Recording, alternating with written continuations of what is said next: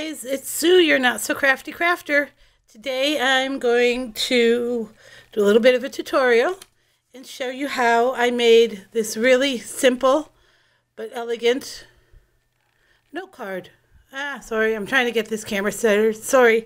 And it's just a little thank you card, and the inside sentiment says thanks for being you. The nice thing about doing simple cards like this is that you can use them for any occasion. This would make an excellent thank you card, a beautiful birthday card, even a sympathy card if you have to go that route. So let's go ahead and get started. Sorry, I'm just trying to do this so you can see what I'm doing. There we go. That should work, right? All right. Perfect. Now, I didn't use a whole lot to make this card. There are some Stampin' Up! Products in here. I will, if I remember, try to link what those products were in my description in the video below. Also, in the lower right-hand corner of the video, you'll see a link to my Stampin' Up! Store. So feel free to click on that and take a look around. And let's go ahead and get started. The first thing I did was I used a card base that I pre-cut. I just need to do something here. This drives me nuts. You can always tell when your blade on your cutter is starting to go and you have this curled edge. So what I do is I take my bone folder and just kind of straighten it out a little bit. And it usually works really well, and it folds the edge down. It's not really frayed, it's just kind of curled. So I've already gone ahead and pre-stamped my sentiment just to save on time for this video. I used Stampin' Up! Night of Navy ink, and I also used this Stampin' Up! Set, Crazy About You. My sentiment just says thanks for being you, and it's all on this thanks for being you. Now this set is retired. That's what the green sticker on my case means. So I'm not sure that you will be able to find this set anywhere, but you can use any thank you sentiment. And I love this set because it does have a few really pretty flowers on it, but there's lots of different sentiments on there, and that's why I bought this set, because of all the different sentiments. So those are two Stampin' Up! Things I used.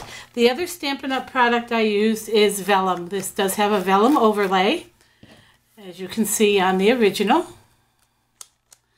And this is Stampin' Up! Vellum. It comes in a pack of 20 or 25 for $8. I love using this vellum because how thick that is. It's cardstock vellum, and it goes through the embosser. When you use your Cuttlebug or your Big Shot, it goes through like you wouldn't believe. No cutting, no tearing, no ripping. It's also great to heat emboss on because the curling is really limited when you hit it with a heat tool. So anyway, what I've done is I've cut this. This is 8.5 by 11 Georgia Pacific cardstock. I like this cardstock because it's extra thick. It's 110-pound weight. I've cut it at 5.5. When I fold it, it becomes an A2 card at 5.5 by 4.25. Now, each of the pieces that are going on top of this are cut to those exact dimensions. There is no border. You can make it with a border if you like. I did the first one that way, and I cut too much of a border, so I didn't like it. And trying to fuss with 1/8 of an inch is frustrating for me, so I just went ahead and cut it to the shape of the card. And then I also cut the vellum to the same size. So it's all just going to be one layer card. In essence, there's 3 layers there, but it's going to look like one layer. Now, the first thing I did was when I cut my vellum to size, again, it's 5.5 by 4.25, I put it inside this embossing folder and I ran it through my Cuttlebug. This embossing folder is from the Paper Studio, which is a Hobby Lobby brand. I did pick this up off the clearance rack a few weeks ago, and it was probably like $2.50 or $2. It's really pretty. It's called Mum Flowers. And the reason I wrote on the back of it is because I don't like to save the packaging. After a while, it gets torn and frayed and ripped, and it just starts to look messy. So for those that didn't have any information on them already, this just had the the brand, I write the name of the actual folder on the back. So that's just a little trick I have so I know what I'm working with when I go to pull it out. Now I went ahead and I ran that through the embossing machine, through my Cuttlebug, and it turned out really, really pretty. Now the first thing I'm going to do with this is I'm going to take some embellishments. If you see on here, we've got some really pretty rhinestone type embellishments. Now I can do this in any order, but I'm going to show you a little secret, because when you're attaching vellum to anything, it really doesn't matter what type of adhesive or glue you're using, it's going to show through the vellum. So I saw this trick on someone else's YouTube channel, and I cannot remember her name. I'm sorry. I'll try to research it and I'll link below. But what she did is she puts her adhesive wherever she may have put an embellishment on her vellum. So what I'm going to do is I'm going to go ahead and take my tweezers. For this part I am using Studio G self-adhesive gems. They come like this. They're 60 on a sheet, and I believe they're 97 cents. And I get these at Walmart. These are the cheapest I found, and I love them because they're holographic. And they kind of take on the color of the paper that you're working with. And they're really, really shiny and pretty. So, and I've got a partial sheet left here, so I'm going to use some of those up too. But what I did is I took some little ones and I put them on these pieces with the smaller leaves. And I try to center them. I'll take my glasses off so I can see. And I kind of center them right there on the flower. You gotta be careful taking these off, because sometimes the adhesive stays on the mat. So just put a couple of these on, and these ones are a little bit bigger. This one, this one, this one. So I'm going to use a bigger gem. And try and get as many of these gems on as you can, because the more gems you have on, the more places you have to put adhesive on the back of your vellum and secure it to your card base.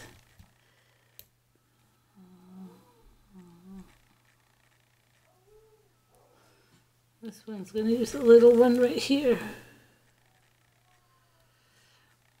And then use this one right here. See how pretty, and I'm going to stick another little one right there, I think.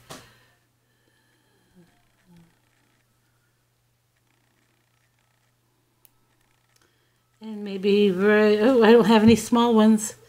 I don't have any teeny tinies left. Yeah, I need to go to Walmart, I guess. Well, that's okay. I can go ahead and stick one of these medium-sized ones over there. It won't be that bad. Plus, it'll keep the end secure. There you go. You see me working on this piece of foam so I can, there's some resilience there. I actually learned that trick. I do not have a foam stamp mat. Stampin' Up! Sells one. I just haven't had the opportunity to purchase one yet. And I was watching a video by Lindsay, the Frugal Crafter. And she said she uses a piece of fun foam. So I thought I would try it. And it actually did make a difference in my stamping a lot. So that was a really cool trick. And I thought I'd share that with you. So thank you, Lindsay. Okay, now I've got all of my gems stuck on there pretty good. If you want, you can go ahead and put a little dot of adhesive on those. I don't really think I need to. These are good, solid, tacky gems. But what I am going to do is I'm going to take my fine line glue pen. And if you watched any of my other videos, you would realize how happy I was when I finally found these. I've been looking all over the place in Hobby Lobby and Michael's, and I could never find them.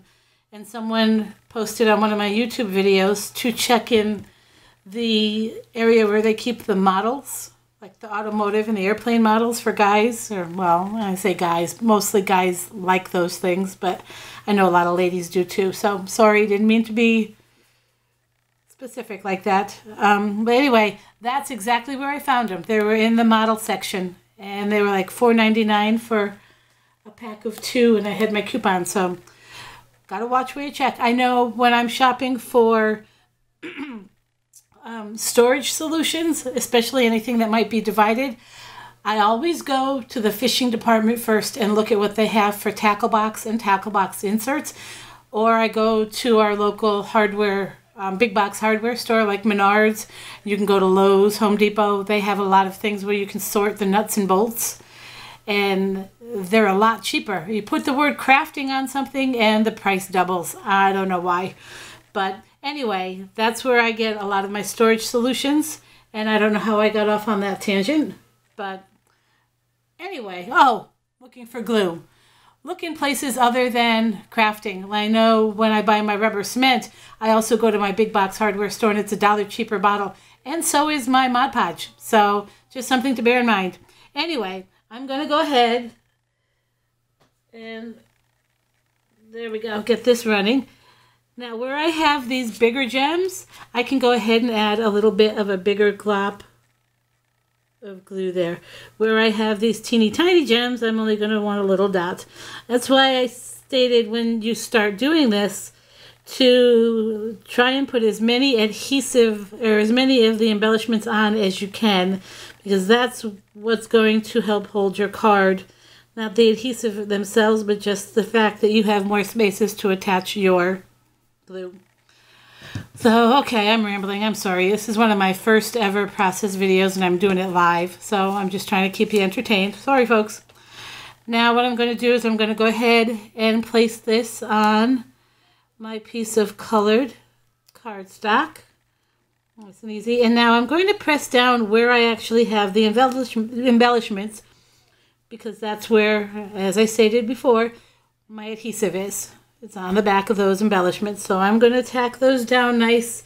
Hold them down. You can put a block over them if you like, or put something on top of it. A magazine would actually work good. But I think this is going to work. And see, yeah, that's on pretty secure.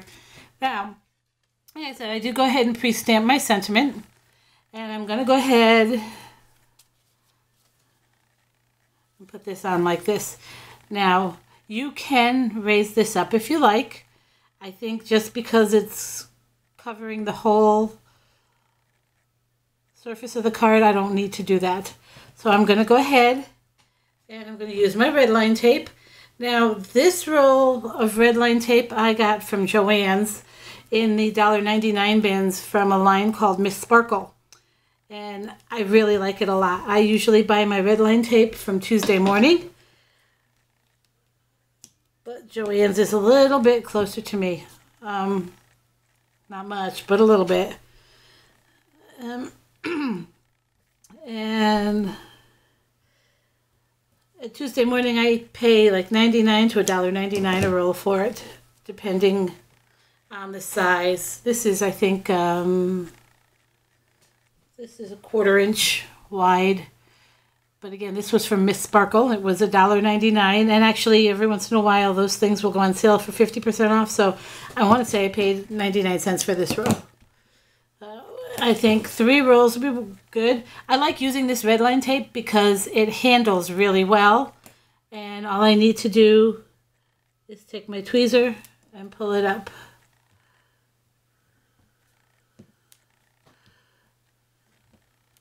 And if my tweezer doesn't want to do it, my fingernails will. And it is really tacky. It is permanent. So you have to be very careful when you're placing it on.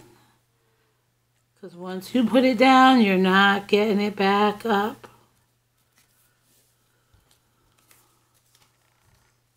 Well, it's a little crooked. I can cut the edges, but again, see, you got to be careful. But there we go. There's my vellum overlay card. It's been embellished through the dry embellishing process using an embellishing folder. And it just looks so pretty and simple and elegant. And if you've seen any of my cards on Instagram, you know that's my calling card. Simple and basic. I don't do a lot with the huge floral embellishments and the flourishes and all the great designs. I would love to. I just don't think that it suits my personality. I will from time to time for a special occasion, but for right now, this is what I like doing. So I hope you enjoyed this tutorial. If you'd like to see more, click like, subscribe to my channel, leave a comment. Thanks for watching. Bye, guys.